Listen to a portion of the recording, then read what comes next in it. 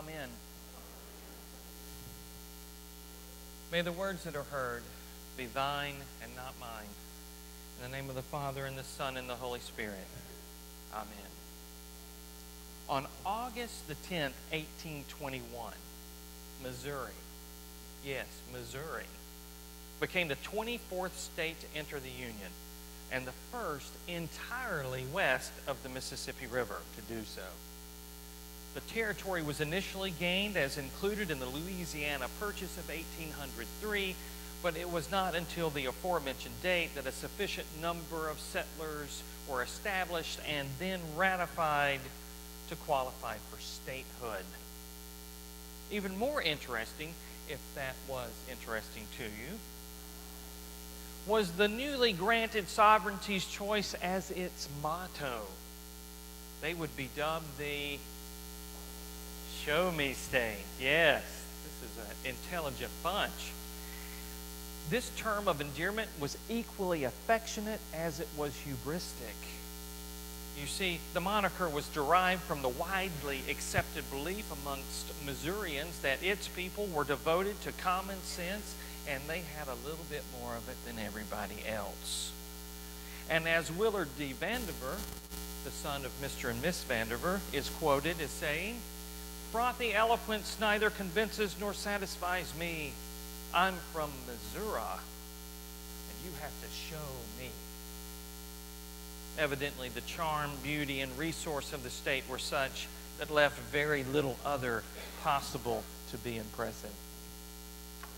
Well, today we read the beginnings of about the beginnings of another state. This one more on the national level, but no less inclined to the seeing is believing mantra. After we concluded our extensive time with Moses, the lectionary has hit the rewind button rather than proceeding forward. We find ourselves returning to the Abrahamic-themed portion of the overall Old Testament narrative. More specifically, the setting for the covenantal agreement when Israel becomes a chosen people and the beginnings of that country, that nation. It was revolutionary for the period's mindset regarding relationship with the divine. Now, as mentioned before, the gods of that time barely acknowledged mankind, much less entered into mutual agreements with them. Yet this new God of the Hebrews desired to have both. A single God, monotheism, and the only God, according to that belief, wanted to have relationship with mankind.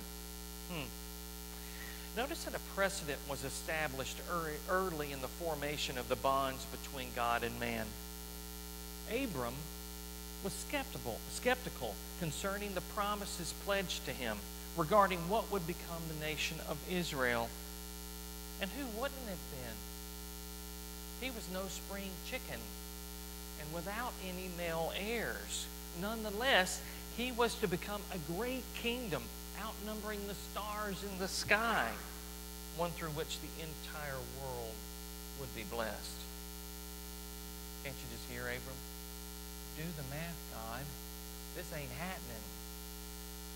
So God takes him outside and shows him signs, setting an expectation or dependency upon visible evidence to validate any God-given claim.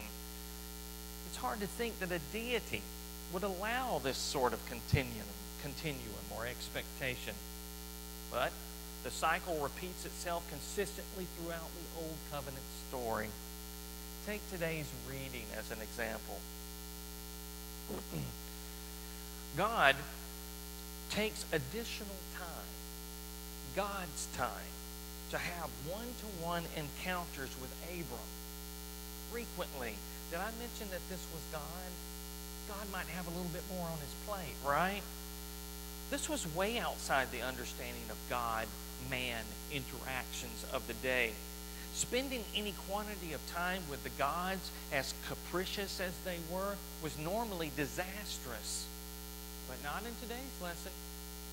Tediously, God demonstrates God's intentions and then via a miraculous presentation finalizes the contract with an elaborate display. The key to the understanding of Abram and us now was that once the ritualistic stage was set and all the animal carcasses were in place and they were ready to have this ritual covenant occurrence, God causes Abram to go to sleep, a deep sleep. And only God would pass between the halved animal carcasses demonstratively, ensuring that the agreement, though inclusive of both parties, would be one made to man by God. It was not mutually held. Man was not God's equal. We could not carry our fair share of the weight. God would do all the heavy lifting. Man need only believe and be obedient. Maybe a little context would help us out here. Agreements and covenants and their symbolic rituals were common in biblical times. They occurred on the individual, tribal, and national levels. Most of the time, they were necessitated by a conflict, like, let's say, a war. And the entrance into them was binding by life and death. Customarily, the superior of the parties established the terms, and the inferior would submit to them. In the instance of two nations, the options outside the mandated conditions were few and far less appealing.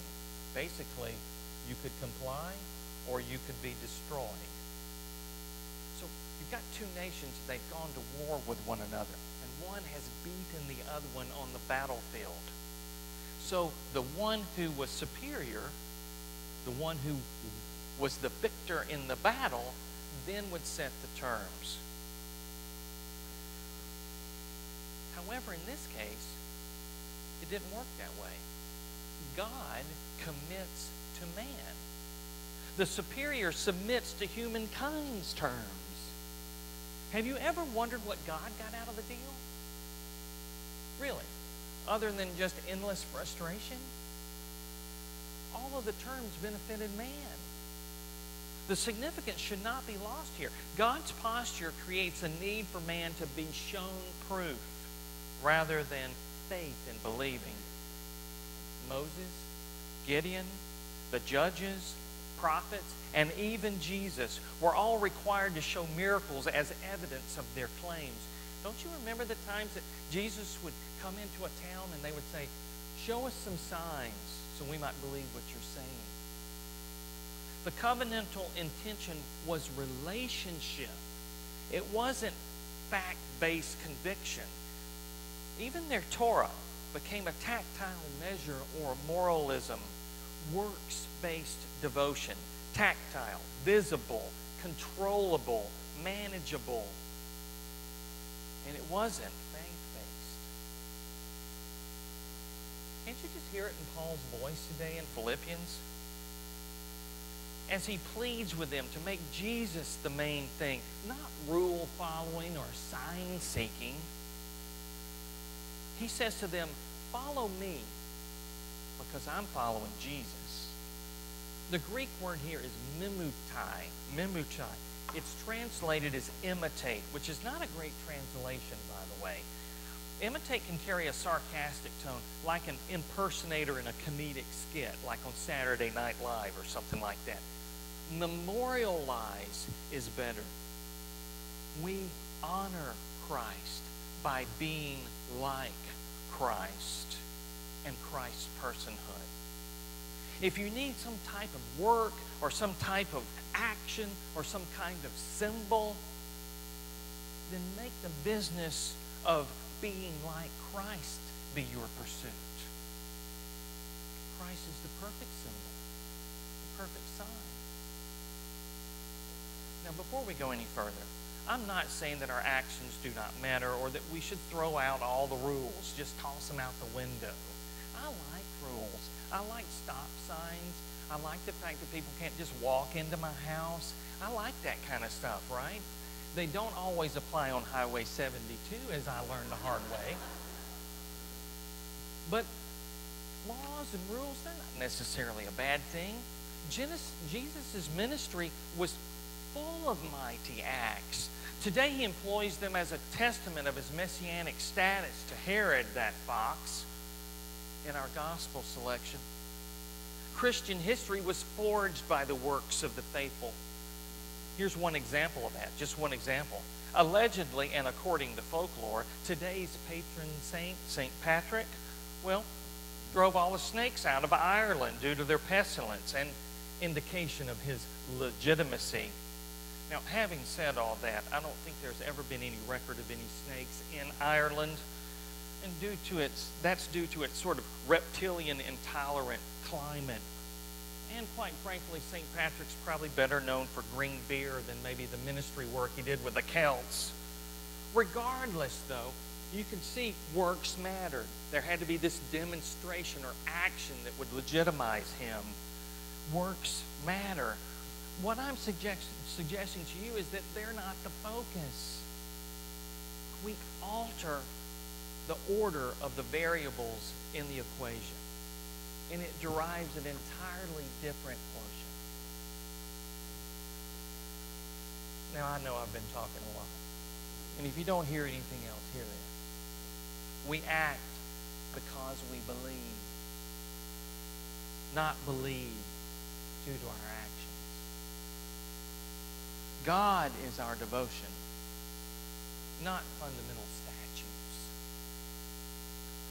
Despite the fact that our faith is no longer Torah-based, we, like the Israelites, have been conditioned to think that a standard of ethics or positions or doctrines or liturgies or the way we've always done it, Father Chris, that somehow is required. Somehow that's required for our Christianity to be valid.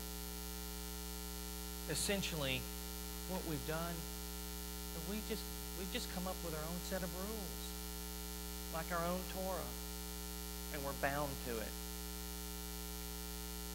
Jesus came to restore the focus on relationship and becoming. Dear ones, if our goal is to become like Christ, one of the major basic planks in what is the platform of Christianity, if our goal is to become like Christ and advance Christ's kingdom, how can that not affect your ethics? The belief comes first. The other follows. Christendom has long referred to this train of thought as lex credendi, lex orandi, lex orandi, lex credendi. That's Latin for everybody who's listening at home. I believe as I pray, and I pray as I believe. Stated another way, I live by faith, and faith is how I live. Now that could be your Lenten discipline. It's not showy.